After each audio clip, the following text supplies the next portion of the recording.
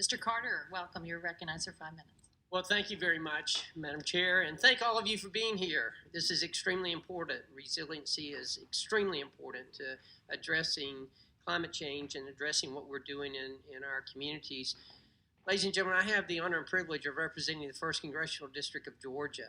And just for your benefit and the benefit of reminding my colleagues here on the dais that Georgia's #1 forestry state in the nation. Just want to make sure y'all knew that. But I also represent 110 miles Football. of coastline.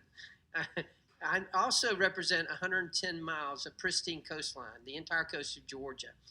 Over the past 3 years, we've had 3 hurricanes, and we barely dodged one this year with Dorian, and we were very fortunate to have dodged it. But this, as you can imagine, has caused us a lot of pain. And one of the things that has really hindered us has been some of the communities are still trying to get some of the funding from FEMA as a result of the 2017 hurricanes and trying to recoup some of the monies that we've spent in cleaning up after that.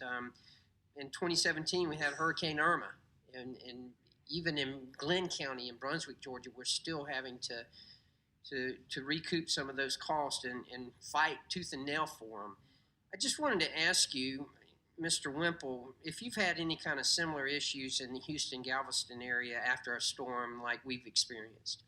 Representative Carter, it is part of the way that the FEMA work goes. It seems that our communities are given approval for a project, they conduct the work, and then they wait to see if they're going to be reimbursed. And that causes an incredible amount of stress because that money's been committed. They don't know if they're going to be reimbursed or not, and it might actually keep them from working on other projects that could increase the resiliency for their community. It also becomes very frustrating and a long endurance test. One of our coastal communities had their wastewater treatment plant, which was located right along the coast. They're a small community kind of hemmed in by others around them. Heavily damaged wastewater treatment plant, got damaged again by Harvey, and FEMA said, yeah, we think it's great that you want to relocate that wastewater treatment plant because they finally found an area where they could move it to. But then, so they were initially approved, but then not approved because as they talked about the project more, the discussion became, is it a relocation or is it a new facility? And the idea was they would build a new facility, keep the old one online, and then bring that one up and turn that one Which makes down. perfect sense, right? And it's like, no, that is not a relocation, that is a new facility because you're not moving the facility to a new location. Yeah, welcome And to so the federal government. so there was a lot of discussion back and forth. We had help from our legislative delegation on those discussions as well, and finally have come around to that project being approved.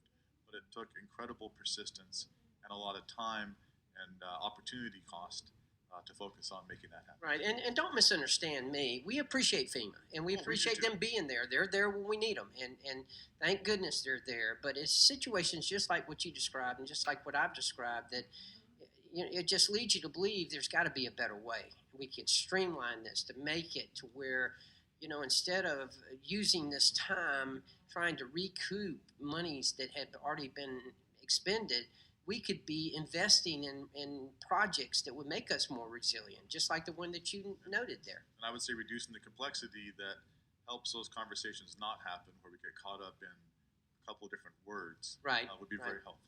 And I want to give you another example. Of course, we have barrier islands on the coast of Georgia, and beautiful, the Golden Isles and St. Simon's. Jekyll Island is one of those examples. Jekyll Island is a state-owned island, and we've had a project going on there that we've been working on a revetment structure that actually is intended for resiliency, is intended to make it that way. And again, FEMA's a partner in this project and providing money for the project. And although we've gotten it resolved now, it took almost 7 months for us to get that. Another example of just bureaucracy and how we need to streamline this process. Any suggestions? I think as I put some thought to this, it's interesting.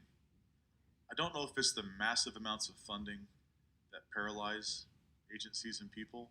It's almost like when the funding gets very large, all of us just kind of clench up a little bit, right? And you don't want to be the entity or the individual that approves some large, massive investment and didn't have it meet the eligibility criteria, for example. And so I think when we have programs that are able to quickly move and have strong trust and relationships in the communities, that then those projects tend to be better understood and more quickly approved than if it's a situation where you have people coming into a community who haven't been there before, don't quite know if this is really the right project or not. All of that requires a lot more vetting of those projects. Mm-hmm. And so I think entities like the Economic Development Administration and the U.S. Department of Agriculture have very strong regional presence and strong connections to their communities and a certain level of autonomy to approve those funding projects. Right. Well, thank you very much. Thank all of you for being here. It's extremely important. Now yield back.